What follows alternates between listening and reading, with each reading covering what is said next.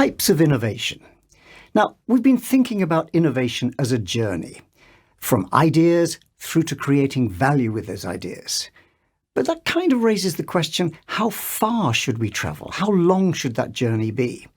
And if we think about it, that raises a question of what we might call innovation distance. Do we go a long way, or do we make small steps? And that's really what we want to explore in this film. The idea of different degrees of novelty and different kinds of innovation. Now, the first kind we're going to talk about is what's called incremental innovation. It's essentially doing what we already do, but better.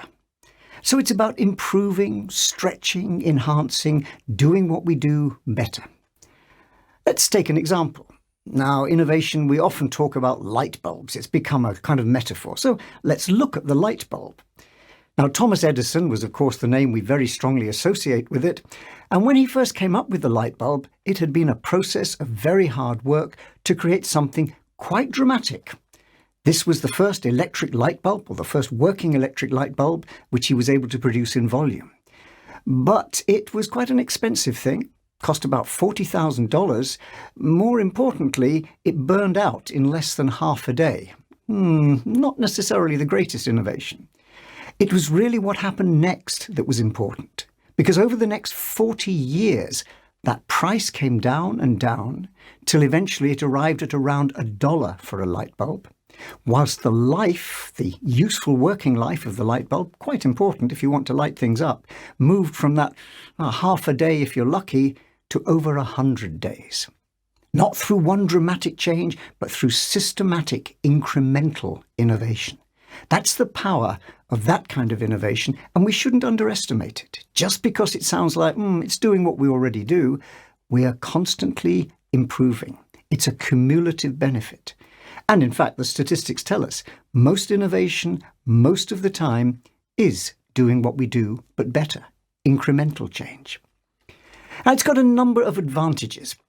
If you think about innovation and incremental innovation, it's low risk. Because we're already building on what we know, we can take things forward in a controlled fashion.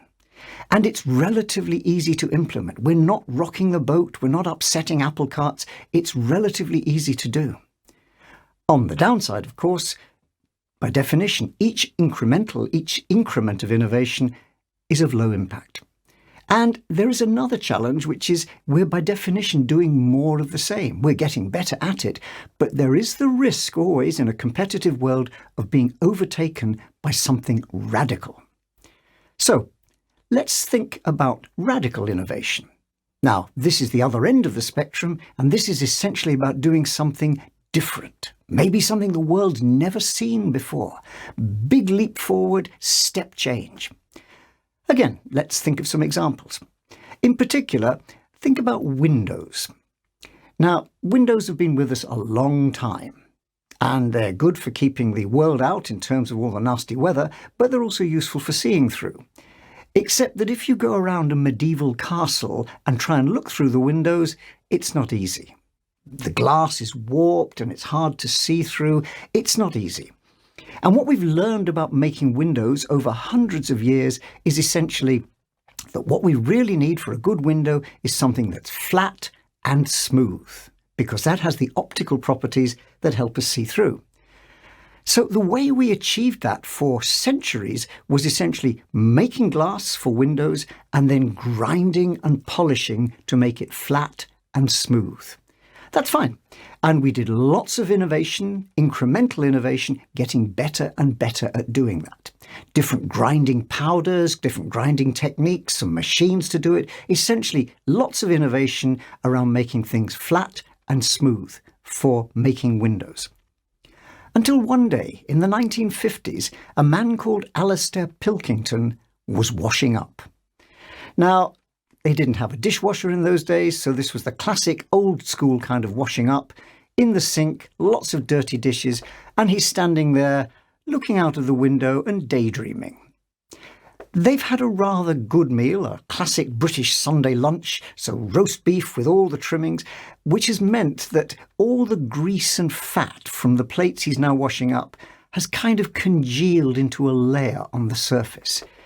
And he looks down, and an idea strikes him.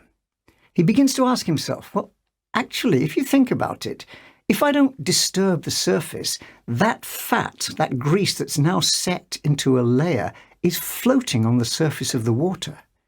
And by definition, that surface is going to be completely smooth, completely flat. Bing! There's the inspiration moment, which does matter sometimes in innovation. Because Mr. Pilkington works in the glass industry. And he finds himself asking, I wonder if we could make windows this way. Pour the molten glass onto a surface, let it set, and then peel it off as a ribbon of smooth, flat glass. It's a great idea. But it also raises the challenge in radical innovation. Because it's not simply a matter of the idea, we've got to make it happen. And it's something dramatically different and new. There's a lot of learning involved. In his case, it took 10 years. And his company experimented, lots of failure, about 1 million tons of glass they had to scrap and remelt, but finally they cracked it. They invented something called the float glass process. They don't use water, they use molten tin, but essentially the molten glass is poured onto this surface, it sets, and it's pulled off as a smooth, flat ribbon. Importantly, 90% of the windows in the world today are made in this way. It's a dramatic change. But, just as before, it doesn't happen easily. Again, let's look at the advantages and disadvantages of radical innovation. On the plus side, it changes the game. Simply, what Mr. Pilkington did with the float glass process was radically change the way the glass industry worked.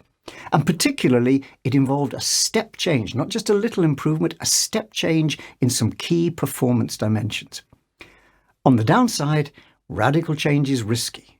By definition, you don't know. It's a risky thing to try, and it's going to be hard to implement. There's going to be a lot of learning, a lot of failure on the way, and it's going to require creating new knowledge, new learning. Now, it's important to think about these two things not in isolation, but as parts or poles on a spectrum. Essentially, it's not a case of innovation being good if it's radical and bad if it's incremental. Both of them make a difference. Incremental innovation over time has far more impact when it's all added together than the occasional radical shift. And radical change, if we make it, is always going to be followed by a lot of getting the bugs out of the system and tightening things up. It's going to be followed by incremental innovation. So the two are constantly in relation to each other, and the process, whether it's radical or incremental, is all the time accumulating the learning. So really what we've got is a spectrum of novelty, a picture of innovation anywhere along that spectrum, from incremental, doing what we do better, right the way through to radical, doing something completely different. So let's try and summarize where we've got to. Innovation can involve change in different degrees of novelty. You can think about that as the distance we might travel on our journey. Some of those trips might be local, familiar, just things we've done before, doing what we do a little better, incremental innovation. But some of those journeys might be big leaps into the unknown, radical innovation. And it's not a case of either or, it's a spectrum of choices. And of course, the further we go in our distance metaphor, the more radical, the higher the risk.